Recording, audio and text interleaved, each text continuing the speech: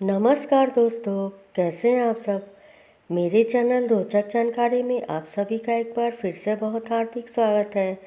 दोस्तों, आज मैं आप सबके लिए अली बाबा और 40 चोर की कहानी लेकर आई हूँ। बहुत साल पहले पर्शिया के एक शहर में कालीन का एक व्यापारी रहता था। उसके दो बेटे थे, कासिम और अली बाबा। उसका व्यापार अच्छा चल रहा था, लेकिन कुछ समय बाद उसकी मौत हो गई। जिसके बाद बड़े बेटे कासिम, जो कि लालची व्यक्ति था, उसने सारे व्यापार पर कब्जा कर लिया। जिसके बाद उसने अली बाबा को घर से निकाल दिया। जिसके बाद अली बाबा और उसकी बीवी दूसरी जगह जाकर रहने लगे और गरीबी में जीवन बिताने लगे। अली बाबा जंगल में लकड़ियां काटकर बेचता था और अपनी बीवी और बच्चों का पालन पोषण करता था। यह सब ऐसे ही चल रहा था। एक दिन अली बाबा जंगल में लकड़ियां काट रहा था तो उसने 40 घुड़सवार को जंगल में गुजरते हुए देखा। वह एक पेड़ के पीछे छिप गया और यह सब देखने लगा। उसने देखा उन सभी घुड़सवार के साथ एक पोटली थी और उसके पास खंजर भी थे, जिससे अली बाबा समझ गया कि यह सब चोर है। वह उन सभी को देख ही रहा था कि वह सब 40 चोर एक छोटी पहाड़ी के सामने जाकर रुक गए। उन चोरों के सरदार ने पहाड़ी के सामने जाकर खुल जा सिम सिम बोला। जिसके बाद पहाड़ी में से एक खुफिया दरवाज़ा खुल गया और सारे चोर अंदर चले गए और दरवाज़ा बंद हो गया। यह सब देखकर अली बाबा तो हैरान हो गया। यह उस पहाड़ को ऐसे ही देख रहा था कि वह खुफिया दरवाज़ा फिर खुला और उसमें से 40 चोर निकले। उसके सरदार ने पहाड़ी से कहा कि बंद हो जा सिम सिम। जिसके बाद वह खुफिया दरवाज़ा बंद हो गया और 40 चोर वहाँ से चले गए। अली बाबा को बहुत जानने की इच्छा हुई कि आखिर उस पहाड़ के खुफिया दरवाजे के अंदर क्या है। यह सब जानने के लिए उस पहाड़ के पास गया और जो चोरों के सरदार ने शब्द बोले थे वही शब्द बोलने लगा, खुल जा सिम सिम। उसके यह बोलने के बाद दरवाज़ा फिर खुल गया और अली बाबा गुफा के अंदर चला गया। गुफा के अंदर अली बाबा ने जाकर देखा कि गुफा में बहुत सा सोना, चांदी, हीरे, जवाहरात और सोने के सिक्के रखे थे। वह यह सब देखकर बहुत खुश हो गया। उसको समझ में आ गया था कि वे सभी चोर हैं और अपनी चोरी का लूटा हुआ माल उस पहाड़ी की गुफा में छुपाते हैं। उसने कुछ सिक्के, सोने के सिक्के एक पोटली में भरे और बंद हो जा सिम सिम बोलकर उस गुफा का दरवाज़ा बंद करके वहाँ से चला आया। उसने यह सारी बात आकर अपनी बीवी को बताई और ये वह सिक्के भी दिखाए, जिससे उसकी बीवी बहुत खुश हो गई। अली बाबा ने अपनी बीवी को सोने के सिक्के गिनने के लिए अपने बड़े भाई कासिम के घर जाकर तराजू लाने के लिए कहा और बोला कि किसी को इस बारे में न बताए। अली बाबा की बीवी तभी कासिम के घर गई और उसकी बीवी से तराजू अनाज तोलने के लिए मांगा। कासिम की बीवी बहुत चालाक थी। उसको शक हुआ कि इन गरीबों के पास इतना अनाज कहाँ से आया। तब उसने तराजू के नीचे थोड़ा सा गोंद लगा दिया और उसको दे दिया। रात को अली बाबा और उसकी बीवी ने सोने के सिक्के तोले और सुबह वह तराजू कासिम की बीवी को लौटा दिया। कासिम की बीवी ने जब तराजू उल्टा करके देखा तो उसको एक सोने का सिक्का मिला। उसमें चिपका हुआ था पीछे की तरफ। उसने यह बात अपने पति को बताई। यह बात सुनकर कासिम अपने भाई अली बाबा के पास गया और उसको सहानुभूति दिखाकर उसने सारा राज जान लिया। अली बाबा ने उसको सारी बात बताने के साथ दरवाज़ा खोलने के लिए खुफिया शब्द खुल जा सिम सिम भी बता दिए। कासिम यह सब जानकर अपने साथ कुछ खच्चर लेकर उस पहाड़ी के पास चला गया। उसने खुल जा सिम सिम बोला और दरवाज़ा खुल गया। जिसके बाद वह उस दरवाजे के अंदर चला गया। उसने अंदर जाकर देखा तो वह दंग रह गया। वहाँ पे बहुत सारा खजाना पड़ा हुआ था और उसने बहुत सारा खजाना अपनी झोली में भर लिया। लेकिन जैसे ही वह उस गुफा से निकलने के लिए वह खुफिया शब्द बोलने आया तो वह शब्द ही भूल गया और उसे कुछ भी याद नहीं आ रहा था, जिससे वह उस गुफा में ही बंद हो गया।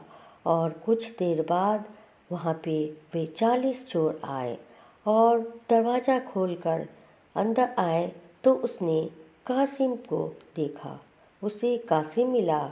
उसको पता चल चुका था कि वह उसका खजाना लेने आया है, तो उसने कासिम को जान से मार दिया और उसकी लाश को वहीं छोड़कर चले गए।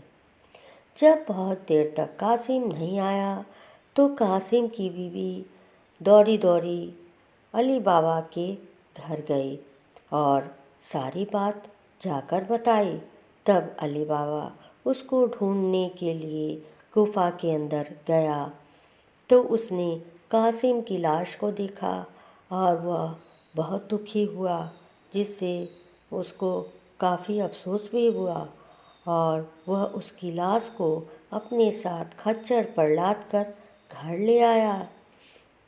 घर आकर उसने यह बात किसी और को पता न चले, इसके लिए एक बात सोची और उसके लिए उसने कासिम की मौत का बहाना बनाया और उसने कहा कि कासिम बीमारी की वजह से मरा है। यह बहाना उसे ठीक लगा। कुछ समय बाद उसकी बीवी भी उसकी याद में चली बसी। उसकी भी मृत्यु हो गई। जब 40 चोर गुफा में वापस लौटे तो वहाँ पर कासिम की लाश को न पाकर वो समझ गए कि इस गुफा के बारे में किसी और को भी पता चल चुका है। उसके सरदार ने शहर में जाकर पता लगाने के लिए कहा कि जिसकी भी मौत अभी हुई है उस घर का पता लगाए। जिसके बाद एक चोर ने शहर में जाकर पता किया तो उसको अली बाबा के घर के बारे में पता चला। जिसके बाद उस सभी चोरों ने वापस आकर जिससे उसके अली बाबा के घर के दरवाजे पर एक क्रॉस का निशान बनाकर चला गया, जिससे सुबह उस घर की पहचान करके उस घर के सभी सदस्य को मार सके। जब अली बाबा की बीवी ने अपने दरवाजे पर क्रॉस का निशान देखा तो वह समझ गई कि कुछ तो गड़बड़ है और अपने आसपास के सभी घरों में वही निशान बना दिए। जिसके बाद सुबह जब सरदार बाकी चोरों के साथ आया तो बहुत से घर में यह निशान बना देखकर वह परेशान हो गया और वहाँ से चला गया। वह बाद में फिर आया और अब की बार वह उस घर को सही से पहचान देकर चला गया। वह रात को एक तेल का व्यापारी बनकर आया और उसने 40 पीपों में अपने सभी चोरों को छिपा दिए और एक पीपे में दिखाने के लिए तेल डाल दिया। वह इन सब पीपों को खच्चर पर लाद कर अली बाबा के घर चला गया। उसने अली बाबा को खुद को तेल का व्यापारी बताकर रात में रुकने की जगह मांगी और तेल का भरा हुआ एक पीपा भी दिखाया, जिसे देखकर अली बाबा ने उस तेल के व्यापारी को रात में रुकने की बात मान ली और उसे अपने घर में रुकने की जगह दे दी और उन सभी को और उनको खाना भी खिलाया। लेकिन अली बाबा की बीवी को उस पर शक हुआ तो उसने उसके पीपे को चेक किया और उसको थोड़ा ठकठकाकर देखा तो उन सभी में से चोरों की आवाज़ आई। तब अली बाबा की बीवी ने तेल का भरा हुआ पीपे में से तेल लिया और उसको अच्छे से गर्म करके उन सभी 40 चोर वाले पीपे में डाल दिए, जिससे उन सभी चोरों की मौत हो गई। जब उनके सरदार ने रात में आकर अपने चोरों को बाहर निकलने की आवाज़ दी तो कोई आवाज़ नहीं आई, जिससे उसने पीपा खोलकर देखा तो वह दंग रह गया। सब चोर मरे हुए थे। यह सब देखकर वह बहुत डर गया। अली बाबा उसको भी न मार डाले, इसी डर के मारे वह वहाँ से भाग गया और बहुत दूर चला गया। सुबह अली बाबा की बीवी ने सारी बात अली बाबा को बताई। यह अब उन 40 चोरों के सब खजाने का केवल अली बाबा ही मालिक था, और जिससे वह बहुत अमीर हो गया और वह खुशी खुशी अपनी बीवी और बच्चों के साथ जीवन जीने लगा। तो इस प्रकार अली बाबा की बीवी की सूझबूझ से उन सब की जान बची और उसे इतना सारा खजाना भी प्राप्त हुआ। तो ये थी अली बाबा और 40 चोर की कहानी। इस कहानी से हमें यह सीख मिलती है कि हमें कभी भी लालच नहीं करनी चाहिए। जिस तरह कासिम एक लालची व्यक्ति था, जिसने अपने भाई से व्यापार छीन लिया और खजाने के बारे में पता चलने पर अकेला ही खजाना लेने चला गया, जिससे उसकी उन सभी चोरों ने हत्या कर दी। और ये थी इस कहानी की सीख। तो आपको ये कहानी कैसी लगी? मिलती हूँ बहुत जल्द एक नए रोचक और शिक्षाप्रद कहानी के साथ। आप सभी का मेरे इस चैनल पर आने का बहुत बहुत धन्यवाद। नमस्कार।